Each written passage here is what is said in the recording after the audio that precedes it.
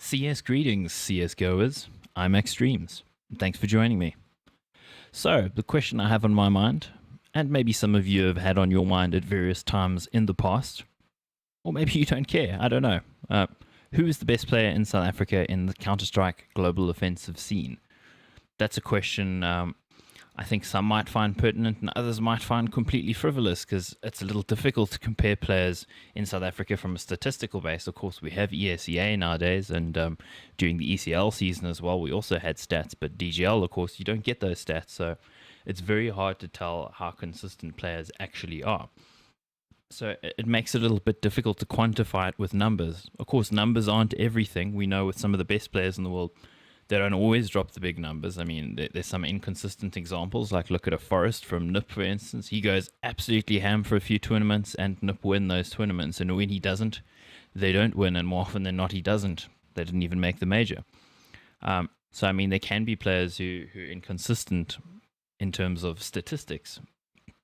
However, in my summary of who I think the best players in South Africa are, I'm not going to worry so much about statistics. I'm going to worry about, I'm not going to worry, shall I say, but I'm going to think about how I've seen them perform. I've casted a lot of games last year, most of the big games as well, and watched a lot of the others. I do make a point of trying to watch casts, even if it isn't mine, because I want to know actually what's going on and keep up to date.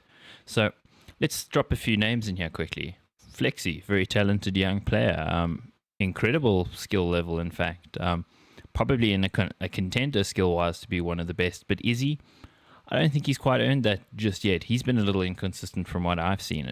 His partner in crime, who has now moved to Bravado, Fady, also at one point considered to be one of the better players, better younger players, and one of the guys who's a real star for the future and now is currently a star. He's also been inconsistent in patches, and particularly lands, he hasn't been as dominant as he's been online. So, I mean, particularly when he was still with Flipside in 2015, he really didn't do well at DGC at all.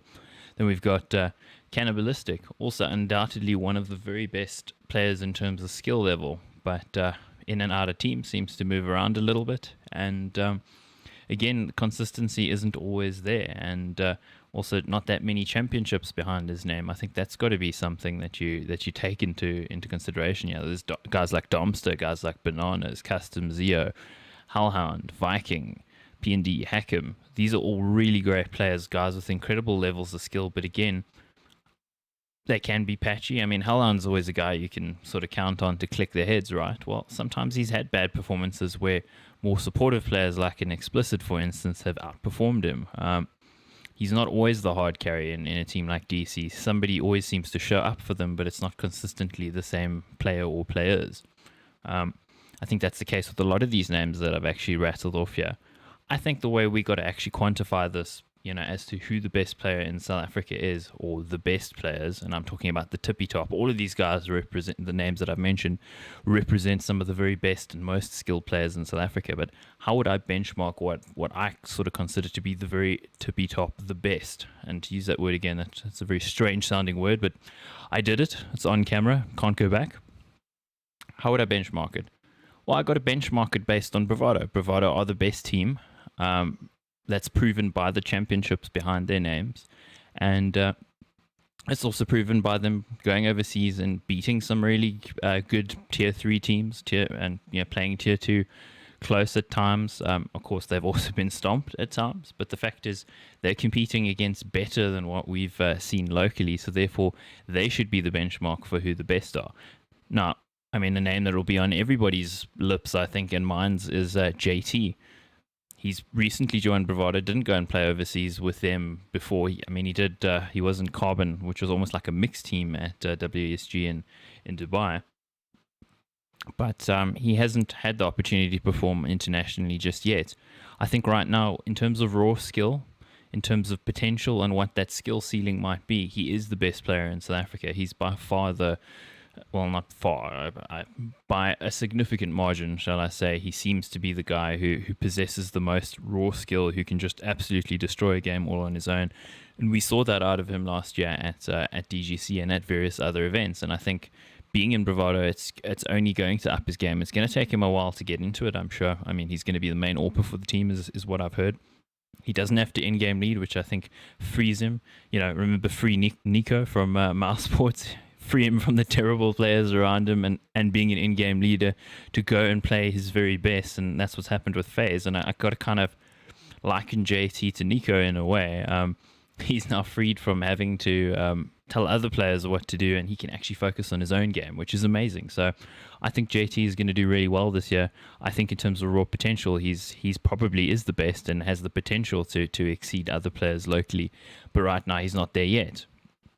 Sonic, I think a lot of people would say Sonic is one of the very best players in South Africa. I mean, he was a really consistent performer as a youngster, like a serious youngster for Energy Esports, and he's continued to show it in Bravado. Maybe sometimes not to quite the degree of carry that we saw from him in Energy Esports, but he's still been quite consistent, although his overseas performances have at times been a little inconsistent. I mean, there's a few times where he didn't show up in games and they got dumpstered, and when he did show up in games, Bravado looked pretty good. So I think his skill level and his skill ceiling, and let me quantify what I mean by skill. I mean mechanical aim, his ability, that his arm is sort of tied into his brain and he's able to click heads. He's able to take peeks and get shots off that other people can't do. That kind of thing is what I'm saying skill. Of course, the brain, part of the brain that's actually used for how should I say it? Gee, I'm getting lost here. Game sense. Being able to actually read the situation and look at what's going on around you and say, okay, this is the right thing to do. And, that's almost on a subliminal level for most people. They're not actually consciously thinking a lot of the time. It's more in the moment you instinctively do the right thing. You're able to do the maths in your head and make sure that the situation works out to its advantage for you. Game sense, that's also part of it. But yeah, I'm rating guys by raw skill first. When we talk about things like game sense, I think it is also part of it. And look, JT's got a lot of game sense, but I don't think he has the awareness and the spatial awareness of a guy like Sonic. And you could see it in Carbon's play. Some of the calls that were happening were very inconsiderate of what was going on around the map and of map control. Sonic seems to be a little bit further down the road. Obviously, he's played for a few years longer. He's still very young, but he's a player that's very aware of his situation. He's very clutch, and I think that's also a mark of game sense. A player that's very clutch, a guy that's able to actually be in a 3v1 and potentially win it. Some people do it just based on pure instinct. I mean, look at a guy like Freiberg, for instance. He's famously clutch for NIP, despite being one of the lesser skilled players. Or a Zipnix, for instance, for Astralis. He's the opposite end of it. I think he's very cerebral. He's also one of the players who does the donkey work for his team and doesn't always top score, but he clutches for his team, and you can see that he thinks about what he's doing in the way he positions himself and how he forces 1v1s out of his opponent. And I'd say Sonic has a lot of those traits of a cerebral sort of player, definitely more so than in the past, and I think that's part of him developing and growing with this Bravado lineup. But I don't think he's quite proven himself to be the best yet, because his overseas performances have been a little patchy at times. To take nothing away from him, he has played well, and I think overseas observers on Sonic, and I mean I've seen comments from the guy who runs HLTV, Patar. He's actually sort of mentioned Sonic before and said this is a guy to watch. He should be playing in a tier 1 team at some point, and I don't disagree. Sonic is definitely there. JT and Sonic, two definitely of the very best players in South Africa, and two guys who can make it on the international scene and will only continue to get better. But right now, who's the very best player? I'd have to say it's Black Poison, and a lot of people are going to disagree with me on this, but it's about his consistency. When he came back from Sweden, he wasn't that consistent. He was a little underwhelming for Bravado at times.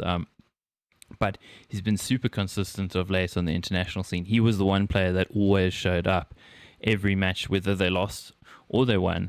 I mean, I'm sure somebody can pull something up where he actually has a bad KD or something like that, but that does happen when you're getting dumpstered at times. But the fact is, he was the player who was the most consistently impressive, both with the AWP, with pistols, with rifles. He pulled off some crazy rounds against Signature, the Thai team, which was really interesting. Particularly those wall bangs where he was just wrecking people on the B-bomb side in cash. I mean, that was a sight to see, and I think he's been recognized as that sort of already the complete package sort of player. That's why he's going to end up going to America. As to where he goes, who knows? I saw CLG's Sub Rosa left. Maybe Black Poison to CLG. Who knows? Actually, I doubt that, but you never know. He's obviously made contacts and he's planning to go play overseas. And I think overseas teams would have looked at him and said, okay, well, he's really consistent. Maybe he doesn't have the potential, the latent potential that a JC or a Sonic has, but he's realized most of his potential and he's super consistent. Based on consistently high level performances against overseas opposition that are definitely better than South African opposition, Black Poison is the best player in South Africa right now. Of course, he won't be here for much longer. He's going to the States, is what the bravado statement said. But that's my assessment of it. I think you got JT and Sonic who absolutely poised on the precipice to be the very best, and they will be when Black Poison is gone. But while Black Poison is still here, he is the best. Axe out.